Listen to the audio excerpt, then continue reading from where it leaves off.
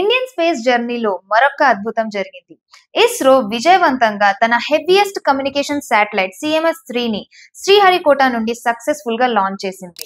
4410 కేజీలు బరువుతో ఇది ఇండియన్ సాయిల్ నుండి లాంచ్ చేసిన మొట్టమొదటి హెవీయెస్ట్ శాటిలైట్. ఈ శాటిలైట్ ని LVM-3 M5 రాకెట్ నుండి లాంచ్ చేశారు. ఈ రాకెట్ ని బాహుబలి అని కూడా అంటారు.